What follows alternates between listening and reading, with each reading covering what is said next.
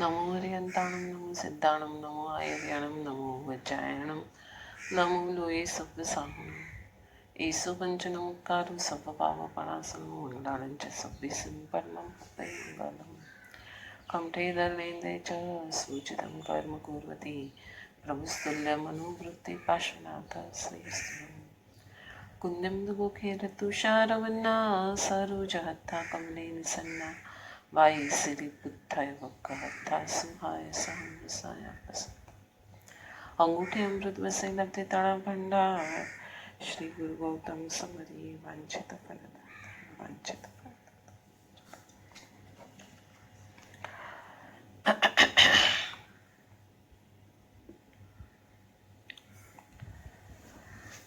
समाधि शतक મોપાધ્યાય યશુ વિજયજી રચિત સમાધિ શતક ગ્રંથ અને તેના પર પરમ પૂજ્ય ભક્તિ યોગાચાર્ય યશુ વિજય મહારાજ સાહેબનું વિવેચન, એના સ્વાધ્યાયનું આજે આપણું 17મો દિવસ છે. 21મી ગાથા પર આપણે આવ્યા. પાછું વાંચું છું 21મી ગાથાને.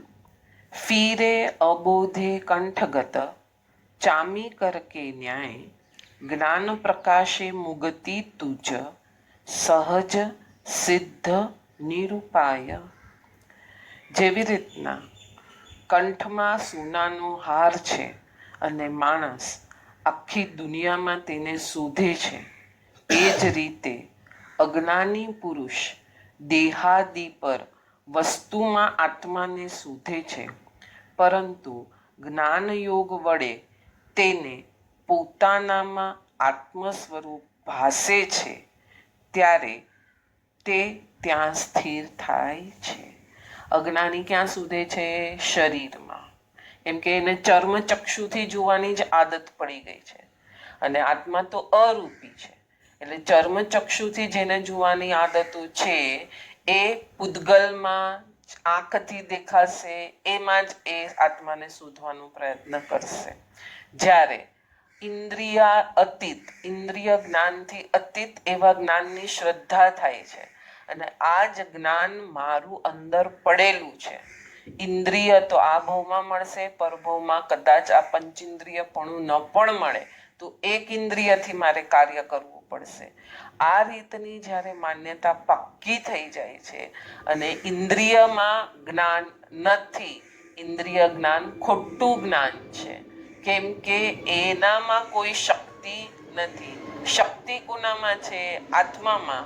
એટલે કાખમાં છોકરું છે અને ગામમાં ગોતે છે, એ ન્યાય અજ્ઞાનીઓનો હોય છે. આ રીતે જ્યારે એને જ્ઞાનયોગ પ્રગટે છે ત્યારે શું કરે છે? પોતાનામાં જ આત્મા સ્થાપિત કરી અને આગળ વધે છે.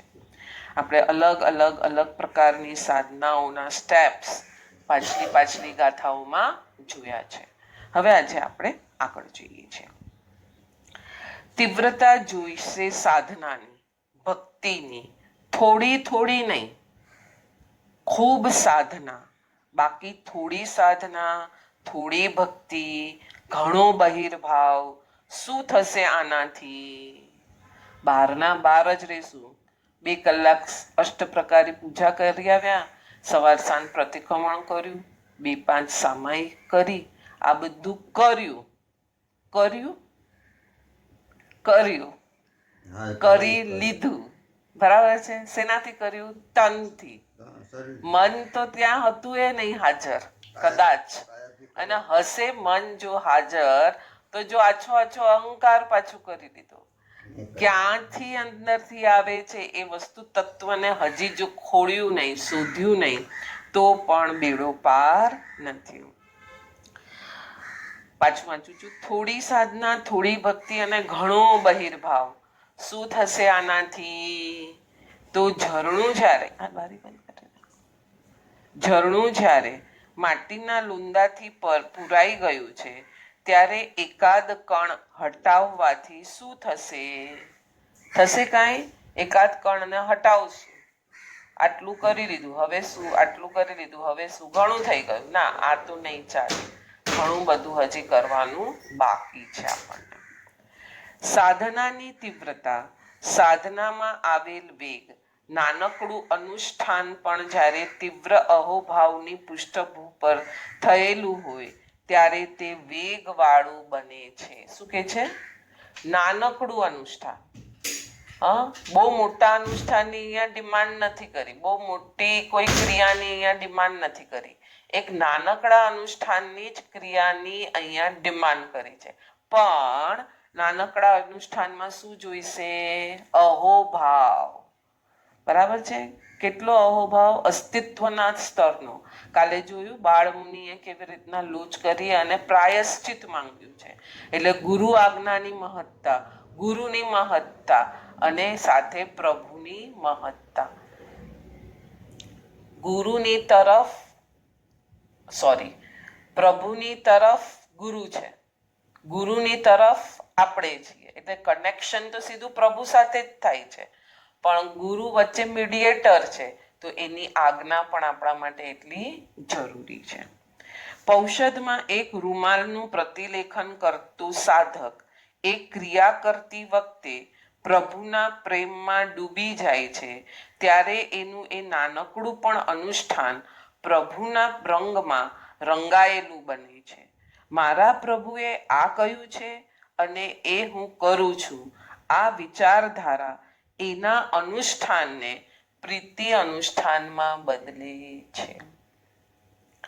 પૌષધમાં આપણે પ્રતિક્રમણમાં કે સામાયિકમાં લો, મુપતિનું પરિલેણ આવ્યું, પ્રભુને યાદ કર્યા, ગણધરોએ આખી ક્રિયા રચી છે, તો ત્યારે પ્રભુને યાદ કરવાના છે કે આની પાછળનું રહસ્ય શું છે. પ્રભુએ આ પ્રતિલેખના પરિલેણ વગેરે જે પણ કીધું છે એની પાછળના કંઈક રહસ્ય હશે ને, કે એમને મૂકી દીધું છે. આપણને કોઈ પૂછે કે મુપતિ શા માટે પડી લેવાની? હમણાં હું કઈ હતું તો કે આપણને વિધિ આપેલી છે, શાસ્ત્રમાં વિધિ આપેલી છે, એટલે મુપતિની પડી લેણા કરી લેવી. અચ્છા, વિધિ આપી છે, ઓકે. એનાથી મને ફાયદો શું? પ્રશ્ન પૂછવો જોઈએ ને પ્રશ્નકારે, પંડિતને પ્રશ્ન પૂછવો જોઈએ તો કે આનાથી મને ફાયદો શું થવાનો છે કે હું મુપતિને પડી લઉં. એટલે સૂત્ર, અર્થ અને તત્વ ઐદમ પર્યાય. વિશ્વદર્શન મહારાજ સાહેબ શું કહે? ઐદમ પર્યાય સુધી તમે જાણો, તમે નહીં કરશો તો ચાલશે એમ નહીં, કરવાનું જ એ જ છે. પણ તમે નથી કરી શકતા, પણ તમે એને જાણી હશે એ ક્રિયાને, તો તમને અંદર અહોભાવ આવશે. વિધિ આપેલી છે એટલે કરવાનું, મને કઈ બેસ્યું નહીં, આ શું ચાલી રહ્યું છે. પણ છે ઘણા બધા લોકો જોડાય છે એમાં, સારું છે, એટલું બી કરે છે કે વિધિની પણ બહુમાનપૂર્વક જો કરશે, પણ એને પ્રશ્ન થવો જોઈએ કે વિધિ શા માટે અહીંયા મુકાયેલી છે. મારા પ્રભુએ કહ્યું છે માટે એ હું કરું છું. આ વિચારધારા, એને વિચાર આવશે હવે, એને કે સૂત્ર, અર્થ પરિલેણમાં જ આવશે. તત્વ કરી સદહુ લઉં, સંકિત મૌનિય, મિશ્ર મૌનિય, મિથ્યાત્વ મૌનિય અને પુષ્વા જેવા નથી, કાઢું. બરાબર છે? કામરાગ, સ્નેહરાગ, દ્રષ્ટિરાગ પરિહરું. કોને કામરાગ કહેવાય, કોને સ્નેહરાગ કહેવાય, કોને દ્રષ્ટિરાગ કહેવાય. પ્રભુએ આખી સાધના મુપતિના બોલ આખો મોક્ષ માર્ગ છે. ત્યારે સાધકનું મન પ્રભુને કહેતું હોય છે કે પ્રભુ, આ અનુષ્ઠાનમાં ઓતપ્રોત બનેલા મારા મનને એવું રંગી દો કે એના પર બીજો રંગ ક્યારેય ન ચડે. એટલે એક નાનું પડીલેણનું અનુષ્ઠાન પણ તમને ભક્તિ, પ્રીતિ, ભક્તિ, વચન અને અસંગ, ઓતપ્રોત થઈ જવું એ અસંગ. ભૂપતિની ક્રિયા જે ત્યારે તમે કરતા હતા ત્યારે તમે ઇન્વોલ્વ હતા, એની અંદર હતા. હવે અંદર એવા ઇન્વોલ્વ થઈ ગયા કે મારો દ્રષ્ટિરાગ ના, મારા પ્રભુના શાસનમાં મને મારો દ્રષ્ટિરાગ ન પૂછાય. તો સુદેવ શું કહે છે, સુગુરુ શું કહે છે, સુધર્મ શું કહે છે, ત્યાં હું ઇન્વોલ્વ થાવ, જ્ઞાન, દર્શન, ચારિત્રમાં ઇન્વોલ્વ થાવ, મારી કુમાન્યતાઓને કાઢું અને અંદર એવો સ્થાપિત થઈ જાઉં કે બીજું કાંઈ જ મારા અસ્તિત્વ પર રહે નહીં. તો નાનામાં નાની ક્રિયા, આપણામાં 5 પ્રકારના અનુષ્ઠાન છે: વિષ, ગરલ અને સમૂર્છિમ. તો વિષ, ગરલ અને સમૂર્છિમ ક્રિયા કોઈ ફળ આપતું નથી. તદ હેતુ આ વિધિ છે, બરાબર છે, શેના માટે છે? હેતુ છે એના માટે છે. આ હેતુ સાર્થક થવો જરૂરી છે અને આ હેતુ જ અમૃત ક્રિયા તરફ લઈ જાય છે. એટલે છેલ્લી બે અનુષ્ઠાનને જ સત અનુષ્ઠાન કીધા છે, બાકીનાને સત અનુષ્ઠાન નથી કીધા. આગળ જઈએ. ગળામાં સોનાનો હાર પહેરેલ હોય અને તેની વિસ્મૃતિ થવાથી માણસ એને તિજોરીમાં ફંફોસતું રહે તો શું મળે? જે જ્યાં છે ત્યાં શોધાય તો કાંઈક મળે. આનંદ ક્યાં છે? વસ્તુમાં છે, શરીરમાં છે, ધન દોલત માન પ્રતિષ્ઠામાં છે? તો એ બહાર છે, એ ચર્મચક્ષુથી જોવાની આદત વાળું માણસ છે. તમારી ભીતર છે, તમે જ છો આનંદ ઘન.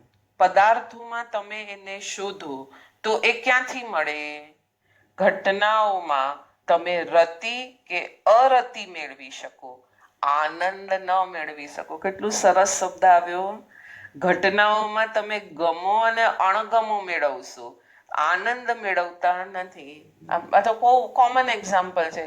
રસગુલ્લા બહુ ભાવે છે તો 5 રસગુલ્લા સુધી રતિ, અને હવે એ જ રસગુલ્લા એ અરતિ કરાવી. પેલા જે આનંદ જણાતું હતું ને એ બી અંદરનો જ હતો, પણ એને એમ લાગતું હતું કે રસગુલ્લામાં આનંદ છે ને એને હું માણી રહ્યો છું.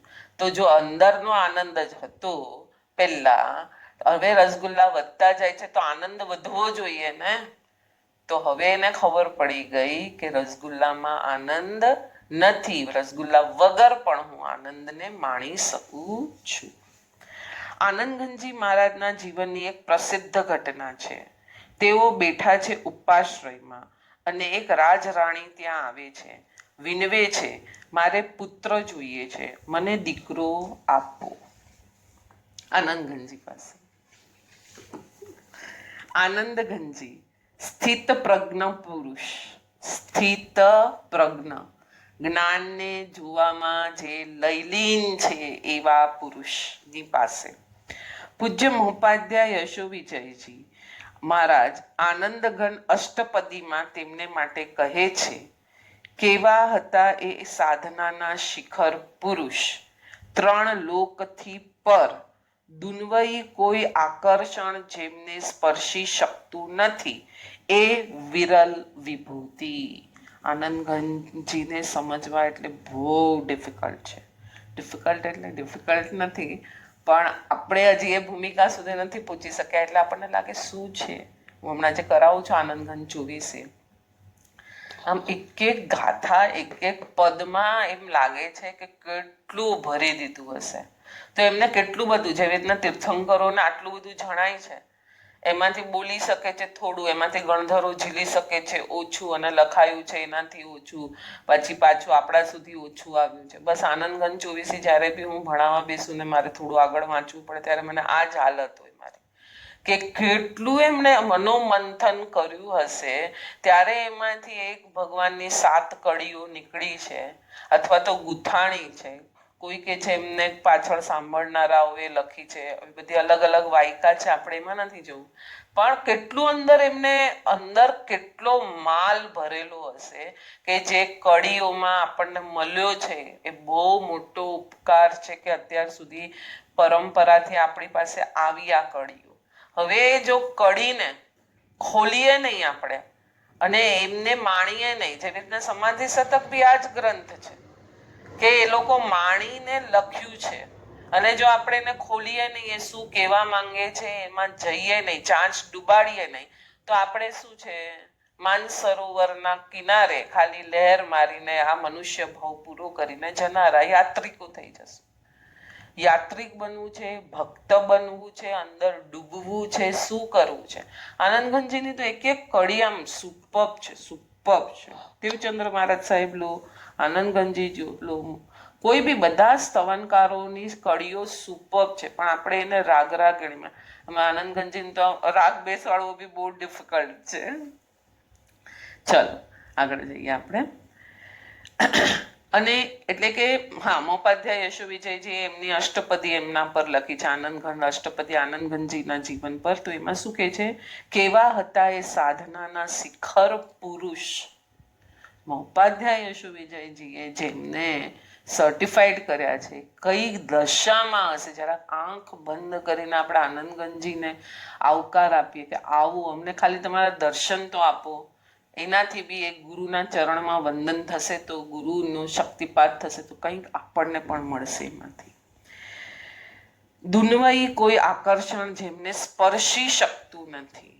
આપણે પેલું નાટક જોવા ગયા હતા ત્યારે યાદ છે ને, પેલો શેઠ આવે છે ઉપાશ્રય મેં બંધાવ્યો છે ને હું ના આવું ત્યાં સુધી તમે વ્યાખ્યાન ચાલુ ન કરી શકું, આ વસ્ત્ર બી તમારા ને આ મમ્મીએ આપેલા ને આ બધું મૂકી દીધું, આ લે તારું તારી પાસે, હું જાઉં છું.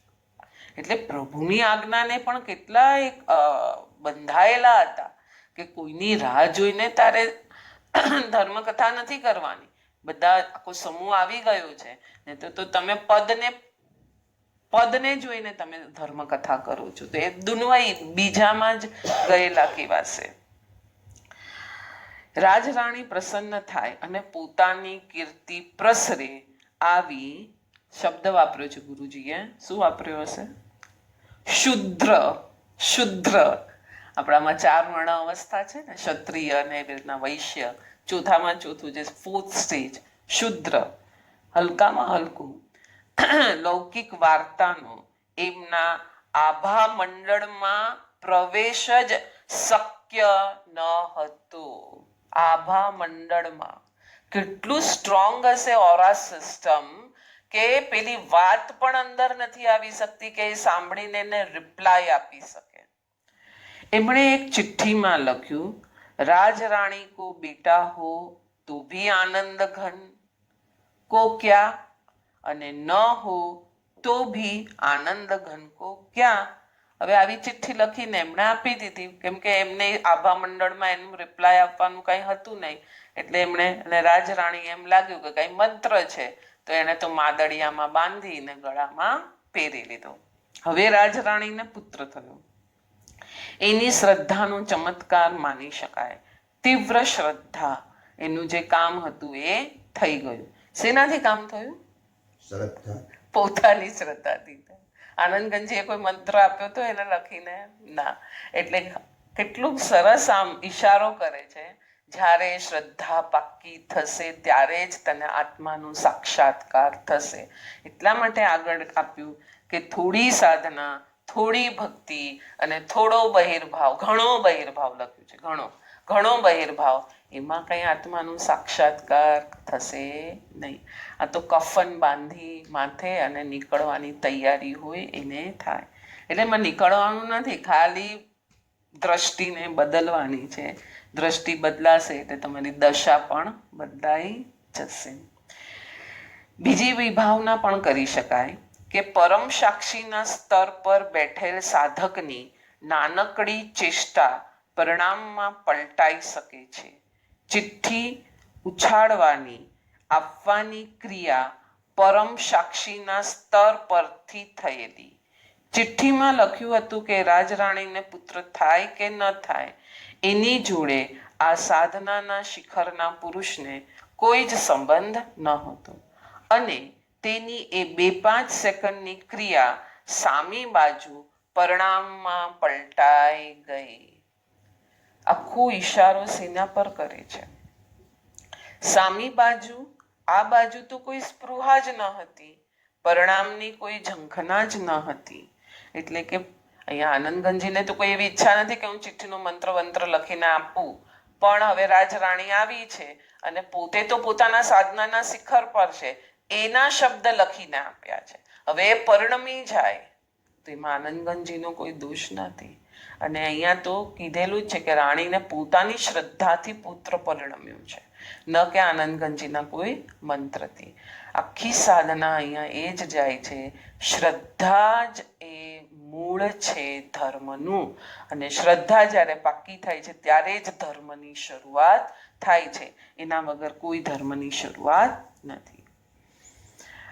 આનંદ તમારી ભીતર છે, તમે એને ક્યાં ક્યાં શોધતા ફરો છો. બહાર પદાર્થો, વ્યક્તિઓ જે છે જ નહીં તે તમને ત્યાં શી રીતે મળશે?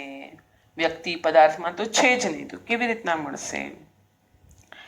બીજી કથા કે છે, એક પ્રવાસી 15 દિવસની પદયાત્રાએ ગયો. અધ વચ્ચે એક એને માણસ મળ્યો. એ પ્રવાસીની સાથે થઈ ગયો. મારે પણ એ બાજુ જ જવું છે, ચાલો આપણે એક કરતા બે ભલા. પ્રવાસીને પેલાની વર્તણૂક બરાબર લાગતી નથી. રસ્તામાં કોઈ વૃક્ષ નીચે પોતે સૂતેલ હોય અને પેલો માણસ પોતાનું જોખમ ઉઠાવી અને ચાલ્યો જાય તો એણે એક યુક્તિ કરી. પેલો બહાર ગયો ત્યારે એના સામાનમાં એક જગ્યાએ પોતાનું જોખમ મૂકી દીધું. હવે પ્રવાસી નિરાતે ઊંઘી ગયો. પેલાએ પ્રવાસીનો સામાન ફંફોસ્યો, કાંઈ મળ્યું નહીં. 2-3 વાર એણે આમ કર્યું પણ કંઈ મળ્યું નહીં. છેલ્લો દિવસ હતો હવે પ્રવાસનો. આજે તો નગર આવી ગયું. પરોઢીએ પ્રવાસીએ જોખમ પેલાના સામાનમાંથી પોતાના સામાનમાં લઈ લીધું. પેલાએ સવારે પદયાત્રા ચાલતા પૂછ્યું, તમે જોખમ બિલકુલ લીધા વગર જ નીકળ્યા લાગો છો, જેથી જંગલમાં તમે આરામથી સૂઈ જતા હતા. પ્રવાસીએ નગરમાં પ્રવેશ કર્યા પછી એને કહ્યું, જોખમ તો મારી પાસે ઘણું હતું પણ એ તમારા સામાનમાં મેં મૂકી દીધું હતું, તેથી હું નિશ્ચિંત હતો. આપણી પણ આ જ વાત છે. ભીતર અપૂર્વ આનંદ છે પણ એના ભણી આપણી નજર જતી નથી. પેલાના પોતાના સામાનમાં જોખમ હતું, એટલે કે ધન હતું અને જોતું તો બીજાની બેગમાં. એવી રીતના આપણી અંદર જ અપૂર્વ શબ્દ વાપર્યો છે, અપૂર્વ આનંદ છે પણ એના ભણી આપણી તો નજર જતી નથી અને જાય છે તો ક્યાં? બહાર, અને ત્યાં ફાફા મારીએ છીએ. આનંદ આપણું સ્વરૂપ છે. માનીએ છીએ આપણું સ્વરૂપ છે આનંદ? આના માટે છે ને બહુ સ્થિર થવું પડશે, ઘણું અલિપ્ત થવું પડશે. પેલું કઈ કરની એક્સરસાઇઝમાંથી બહાર નીકળવું પડશે. આ કરી લઉં, આ સાંભળી લઉં, આમ કરી લઉં, આ કરી લઉં, એમાંથી બહાર નીકળશું. એક આપણે ધન્ના શાલીભદ્રનું એક્ઝામ્પલ આપતા હતા ને ગુરુજી, એ ધન્ના અને શાલીભદ્ર એક જ વ્યાખ્યાન પ્રભુનું સાંભળવા આવતા, દેશના પ્રભુની. પ્રભુ હાજર હતા ત્યારે ધન્ના શાલીભદ્ર થઈ ગયા છે. પ્રભુની એક જ દેશના સાંભળવા ધન્ના શાલીભદ્ર આવતા. હવે સાંભળી અને વૈભારગીરીમાં જ્યાં એ લોકો સંથારું રહેતા હશે ત્યાં જતા રહેતા. આજે પ્રભુએ શું કીધું છે વ્યાખ્યાનમાં દેશનામાં, એને અંદર પ્રેક્ટિકલી કરતા, એટલે પોતાના દોષો કાઢ્યા, ગુણો પ્રગટાવ્યા, અથવા તો પ્રાયશ્ચિત વગેરે જે છે પોતાને નથી ખબર કે આ બી દોષ કહેવાય, એના તરફ પ્રગતિ કરતા ચાલ્યા. હવે બીજે દિવસે રેડી થઈને આવ્યા. આપણે હોમવર્ક કરીએ છીએ કોઈ વ્યાખ્યાન સાંભળીને તો શું કરીએ છીએ આપણે?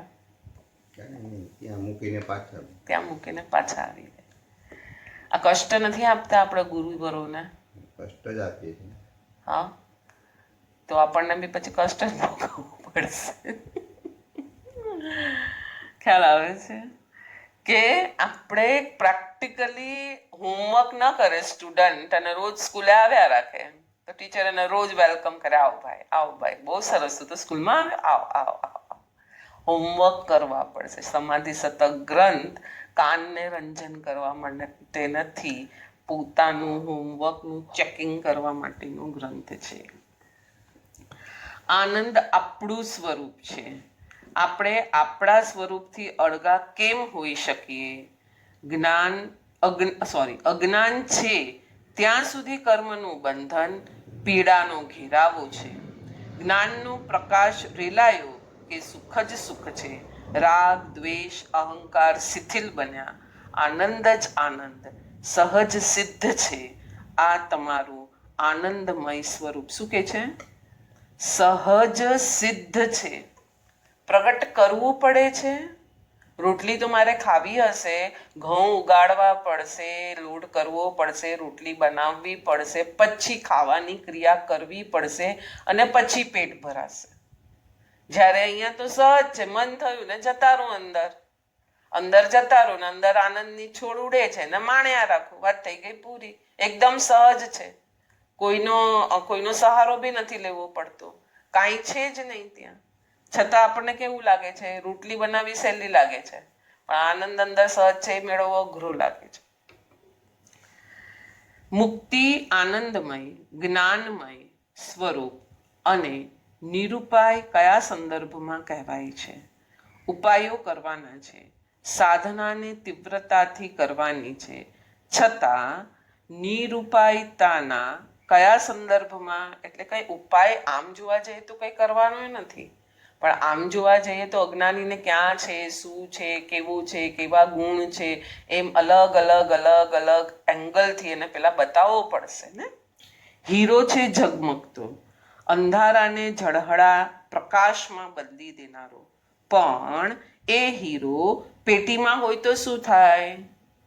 પેટી શોધવી પડે, ખોલવી પડે, હીરા પરની ધૂળ કાઢવી પડે, એને ઝાપટવી પડે, એના ઉપાયો કરવા પડે.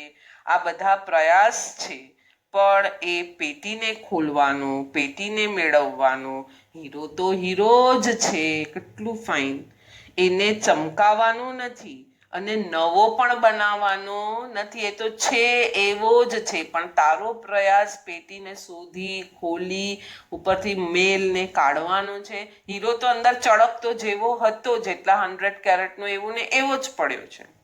આ જ રીતે સહજ સિદ્ધ મુક્તિ આપણી અંદર ભીતર છે. મુક્તિ કીધું, સિદ્ધ દશા કીધું.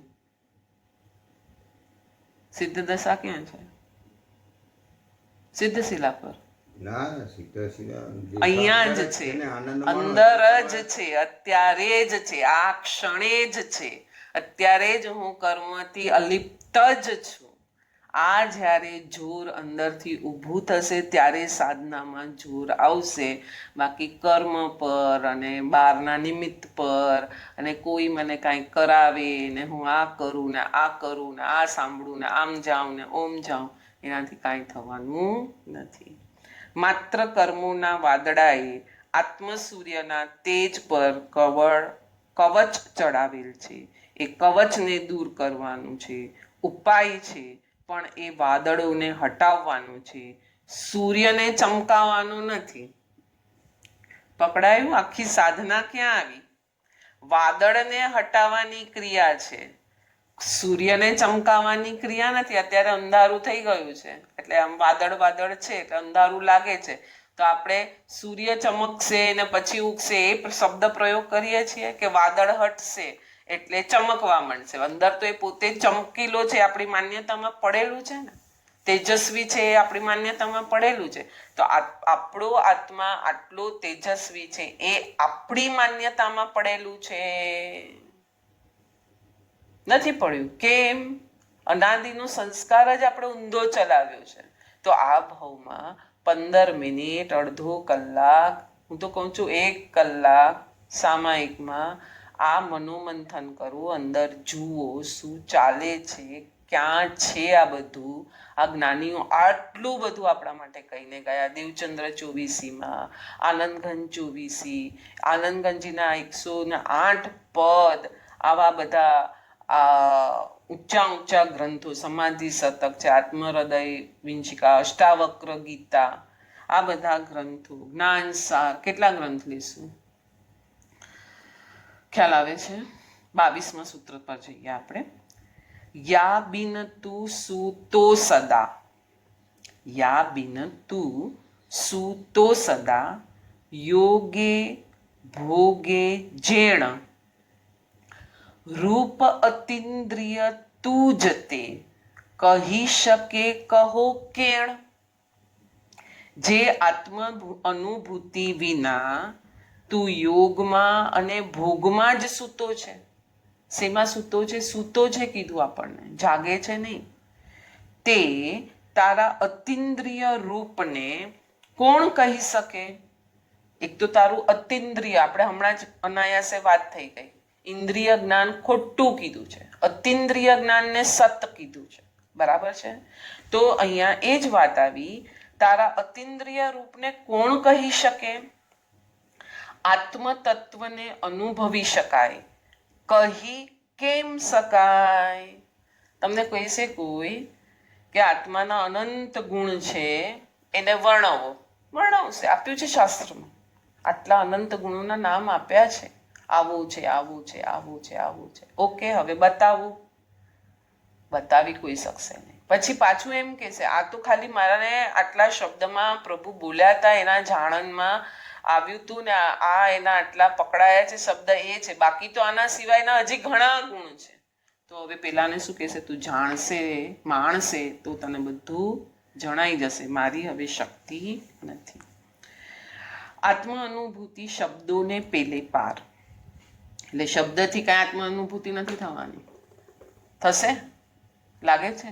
કોઈ મંત્ર તમને કોઈ આપી દેશે, લો આ મંત્ર જપ્યા રાખો, એનાથી આત્મ અનુભૂતિ કરો. થશે? આ તમે આ 24 કલાક આ સાંભળ્યા રાખો, સાંભળ્યા રાખો, સાંભળ્યા રાખો, સાંભળ્યા રાખો, એનાથી થશે આત્મ અનુભૂતિ? નથી થવાનું. એનું એ સાંભળી એ જાપનો અર્ક કાઢી અંદર સ્થાપિત કરશો અને જ્યારે જાપ કરવા બેસો છો, સાંભળવા બેસો છો, કાંઈ કરો છો, કોઈ પણ ધર્મ ક્રિયા, ત્યારે પહેલા શેના માટે કરું છું એનું બી પહેલા વાવવું પડશે. પ્રણિધાન શબ્દ આપણામાં સૌથી ઇમ્પોર્ટન્ટ છે. મન વચન કાયાનું પ્રણિધાન. તો આપણે પ્રણિધાન કોઈ બી ક્રિયા કરવા બેસીએ છીએ ત્યારે શેનું સ્થાપીએ છીએ?